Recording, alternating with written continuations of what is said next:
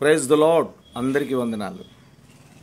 చాలామంది భక్తులు దేవుడి దగ్గరికి వెళ్ళి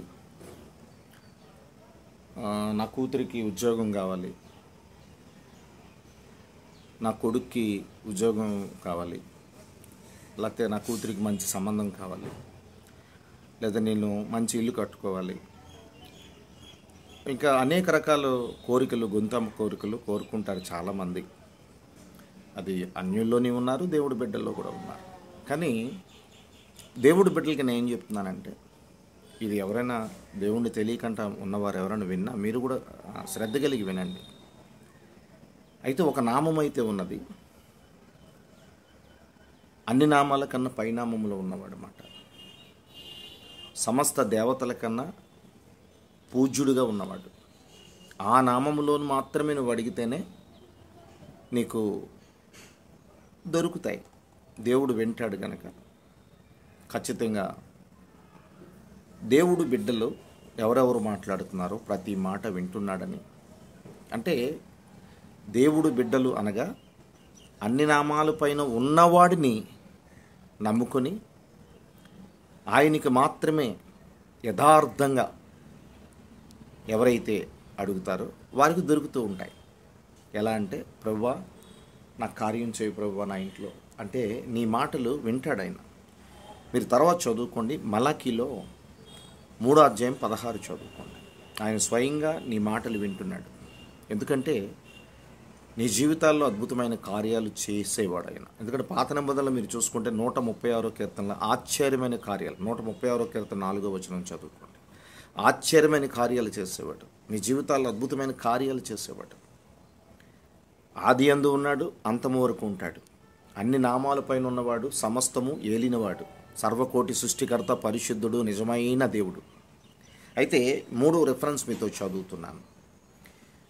దేవుడు బిడ్డలైనా, దేవుడు బిడ్డలు ఇంకా కానివారైనా, దేవుడు బిడ్డలు ఎవరైతే ఇంకా దేవుడి దగ్గరికి రాలేదో, అన్ని నామాలపైన ఉన్నవాడు, సర్వకోటి సృష్టికర్తని ఎవరైతే ఇంకా నమ్ముకోలేదో వారు కూడా గ్రహించండి. మీ జీవితాల్లో కొన్ని ప్రదేశాలకు వెళ్తున్నారు, కానీ మీ జీవితాల్లో అద్భుతమైన కార్యాలు జరగటం లేదు. అలాగే దేవుడి బిడ్డలు కూడా హృదయము సరిగ్గా లేక, వారి జీవితాల్లో పవిత్రత లేక, నీతి మార్గంలో నడుస్తూ నేను బాప్టిజం తీసుకున్నాను, కానుక వేస్తున్నాను, చర్చికి వెళ్తున్నాను అనుకొని చాలామంది హృదయం సరిగ్గా ఉండదు, నోరు సరిగ్గా ఉండదు, వారి ప్రవర్తన సరిగ్గా ఉండదు. మరి వారికి దేవుడు కార్యాలు చేస్తాడంటారా? నో. నువ్వు ఎన్ని అడిగినా నీ గొంతమ్మ కోరికలు నెరవేరవు. నీ హృదయం పరిశుద్ధంగా ఉండాలి, నీ మనసులో యేసయ్య ఉండాలి, ఆయన మనసు పొందుకొని ఉండాలి.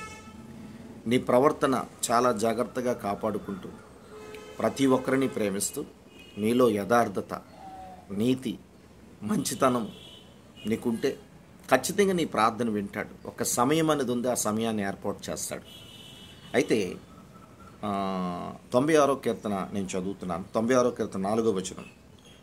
యెహోవా మహాత్మ గలవాడు, ఆయన అధిక స్తోత్రము పొందదగినవాడు, సమస్త దేవతల కంటే ఆయన పూజ్యుడు, సమస్త దేవతల కంటే ఆయన పూజ్యుడుగా ఉన్నాడు. గమనించండి, ఎంతమంది అయితే ఈ భూలోకంలో ఉన్నారో అందరికన్నా విలువైన వాడు అన్ని నామాలపైన ఉన్నాడు. తర్వాత అపోస్తుల్లో ఒక మాట మీకు చూపిస్తాను. అపోస్తులు అధ్యాయంలో 4వ అధ్యాయం, అపోస్తుల కార్యములు చూడండి, 4వ అధ్యాయంలో 12వ వచనం. ఈ నామమునే మనము రక్షణ పొందవలను గాని ఆకాశము క్రింద మనుషులలో ఇయ్యబడిన మరి ఏ నామమున రక్షణ పొందలేము అనెను. ఈరోజు గమనించండి, ఈ భూలోకములో అనేక మనుషులు ఏర్పాటు చేసిన నామాలు ఉన్నాయి. దానివల్ల రక్షణ లేదు, నీ జీవితంలో ఆశ్చర్యమైన కార్యాలు లేవు. అలాగే మన మత్తయి సువార్త మనం చూస్తే ఒక మాట ఉంది, స్వయంగా దేవుడే మాట్లాడాడు. మత్తయి సువార్త 7వ అధ్యాయంలో 7వ వచనం, అడుగుడి మీకు ఇయ్యబడును. అన్ని నామాలపైన ఉన్నవాడిని నువ్వు అడిగితే నీకు ఇస్తాడు, నీ కోరిక నెరవేరుస్తాడు. అది మంచి కోరికలు అవ్వాలి. తర్వాత వెతుకుడి మీకు దొరుకుతుంది. మీరు దేవుణ్ణి వెతికితే, నిజమైన దేవుణ్ణి, అన్ని నామాలపైన ఉన్నవాడిని వెతికితే ఖచ్చితంగా మీకు దొరుకుతుంది. తట్టుడి మీకు తీయబడను. ఎవరిని తట్టాలి? దేవుణ్ణి తట్టాలి. మీరు బైబిల్ గ్రంథంలో చాలా ఉన్నాయి. రక్తస్రావణం స్త్రీ చాలా బాధపడుతుంది. 12 ఏళ్ల బట్టి ఆమెకి రక్తస్రావణం అలాగా అయిపోతూ ఉంటుంది. ఎన్నో డాక్టర్లు మొత్తం ఆమె డబ్బంతా ఖర్చు పెట్టింది, అయినా ప్రయోజనం లేదు. అనేక రకాల వైద్యుల దగ్గరికి వెళ్ళింది, ప్రయోజనము లేదు. భూలోకంలో ఏర్పాటు చేసిన అన్ని నామాల దగ్గరికి వెళ్ళింది, ప్రయోజనము లేదు. దేవుణ్ణి తట్టింది వెనక నుంచి. తీయబడును. నీలో రోగం తీయబడుతుంది. దేవుడు పాదాలు పట్టుకొని ప్రార్థన చేస్తే నీలో పాపము తీయబడుతుంది. నువ్వు ఆయన తట్టితే చాలు. ప్రభువా, నువ్వు ఉన్నావు, నిజమైన దేవుడివి, సర్వకోటి సృష్టికర్త, పరిశుద్ధుడు, నిజమైన దేవుడివి నువ్వు అని నువ్వు అడిగితే ఖచ్చితంగా ఆయన అంటున్నాడు, తట్టుడి మీకు తీయబడును. అడుగు ప్రతివాడు పొందును. నువ్వు అడిగితే నీవే విషయంలో అడుగుతున్నావు? కూతురు విషయంలో, మ్యారేజ్ విషయమా, ఉద్యోగం విషయమా, కొడుకు విషయంలో, మ్యారేజ్ విషయమా, ఉద్యోగం విషయంలోనా, ఒక గృహం విషయంలోనా, లేదా అనారోగ్యంతో స్వస్థత కావాలనుకుంటున్నావా? ఏ విషయంలో నువ్వు అడుగుతున్నావు?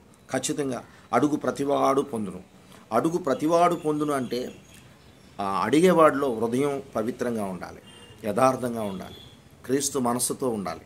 అంతేగాని నేను అన్నీ చేసేస్తాను, లోకంలో బ్యాప్టిజం తీసేసుకున్నాను, నేను అడిగేస్తాను, నాకు ఇచ్చేస్తాడంటే కల్లో కూడా నీకు జరగవు, నీ జీవితాల కార్యాలు జరగవు. అలాగే పొందును. వెతుకువానికి దొరుకును. ఏం దొరుకుతుందంటే మొట్టమొదటిగా నీకు పరలోక రాజ్యం. దేవుణ్ణి కానీ వెతికితే మొట్టమొదటిగా నీకు దొరికేది పరలోక రాజ్యం. నరకం దొరకాలని కోరుకోకండి. ఈరోజు లోకంలో ఉన్నవాడితో స్నేహం చేసి, 1 యోహాను పత్రిక 4:4 ప్రకారం లోకంలో ఉన్నవాడితో స్నేహం చేసి లోపల ఉన్నవాడిని బాధ పెడుతున్నారు. వారికి దొరికేది నరకం తప్ప పరలోక రాజ్యం దొరకదు. ఇది వాస్తవం. ఇక్కడ ఇంకా ఉన్నది, వెతుకువానికి దొరుకును. ఏం వెతకాలి? మరలా కూడా ఏం వెతుకుతావు? మంచిని వెతుకు. మంచి చేయడానికి పరిగెట్టు. 10 మందికి సహాయం చేయాలని పరిగెట్టు. దేవుడి విషయంలో కార్యాలు జరిపించుకో. దేవుడు కార్యం నా పట్ల చేస్తాడని నువ్వు మంచిగా వెతికితే ఆయన్ని, అన్ని నామాలపైన ఉన్నవాడిని వెతికితే నీ జీవితాలు అద్భుతమైన కార్యాలు జరుగుతాయి. దొరుకును.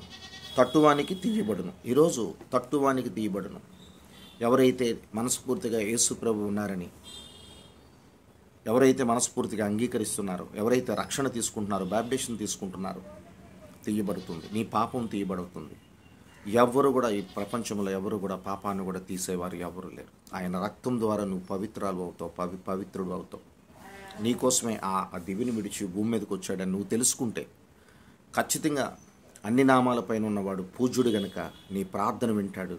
నిన్ను, నీ కుటుంబాన్ని 1000 తరాలు కరుణించేవాడుగా ద్వితీయోపదేశకాండం 5వ అధ్యాయంలో 7 నుంచి 10 వచనాలు మీరు చదువుకోండి.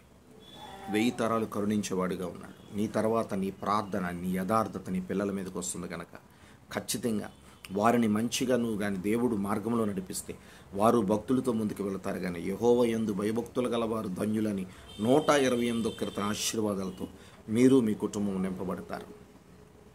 అన్ని నామాల పైన ఉన్నవాడు పూజ్యుడు గనక ఆయన ఎక్కడున్నాడో వెతకండి. ఈ భూప్రపంచం మీద ప్రతి ఒక్కరికి నేను చెప్పేదల్లా ఒకటి, వెతకండి, కనుక్కోండి, పరిశీలించండి, గ్రంథాలు చదవండి. పరిశుద్ధుడెవరు, పరమాత్ముడెవరు, పూజ్యుడెవరు, నీతిమంతుడెవరు, యథార్థమంతుడు ఎవరు మీరు వెతికితే ఆ యథార్థమంతుల్లో, ఆ నీతిమంతుల్లో, ఆ పూజ్యుల్లో ఎటువంటి పాపం ఉండకూడదు. పాపము లేనివాడు యేసు ప్రభు ఒక్కడే. God bless you all. Praise the lord.